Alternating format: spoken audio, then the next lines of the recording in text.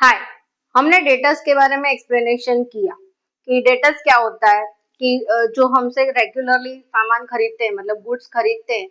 और एक particular period के बाद पेमेंट करते हैं मतलब हम उनको क्रेडिट फैसिलिटी देते हैं, ठीक है, 30 डेज की 40 डेज की या वॉट एवर। अब कभी कभी क्या होता है कि कुछ ऐसे सिचुएशन क्रिएट हो जाती है कि वो पर्टिकुलर जो डेटर है मतलब सारे नहीं, हमारे पास अगर 2-5 लाख के डेटर्स है तो उसमें से कोई 20,000 का या कोई भी अमाउंट का कोई पर्टिकुलर पर्सन है,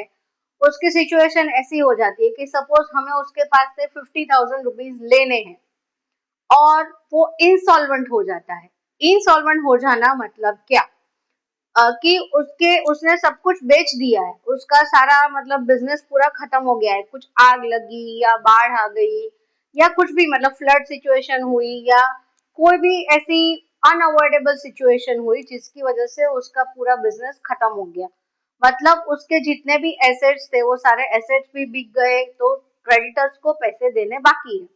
तो हम उसके बुक में क्रेडिटर्स की लिस्ट में होंगे, ठीक है, क्योंकि हमें उससे पैसे लेने हैं, वो हमारे बुक में डेटर्स की लिस्ट में होगा। तो अब क्या होता है कि वो सबको पैसे नहीं दे पाता,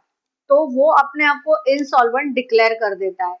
यानी कि मतलब भाई मेरे पास कुछ है नहीं, मैं किसी को कुछ भी नहीं दे सकता, मैं कोशिश करूंगा मेरे पास जो भी बचा कुचा है या मेरी जो भी एसेट है, पर्सनल एसेट्स है, उसको मैं बेच के अगर किसी को कुछ दे सकता हूँ तो मैं दूंगा।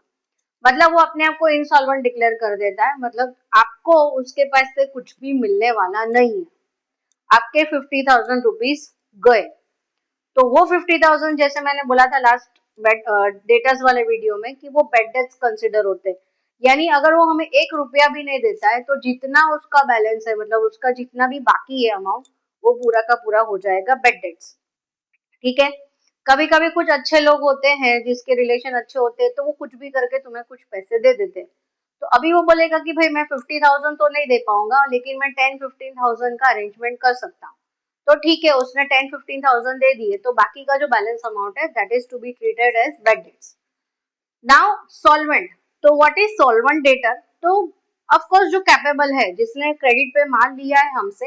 लेकिन वो टाइम टू टाइम हमें पेमेंट कर देगा, मतलब उसका कोई इश्यू नहीं है। तो ये इंसॉल्वेंट एक्सप्लेन करने के लिए हमको सॉल्वेंट का कंसेप्ट दिया है, मतलब सॉल्वेंट पर्सन जो होता है सॉल्वेंट डेटर, वो रेगुलरली हमें पैसे देगा, लेकिन जिसके पास अभी कुछ भी बचा नहीं है, वो उसका पूरा एसेट्स पूरा बिजनेस खत्म हो गया है,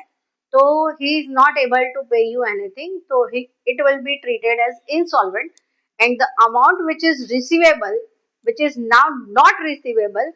it will be treated as bad debts। उसके जितने भी पैसे आने बाकी है वो सारे के सारे bad debts। Okay, done.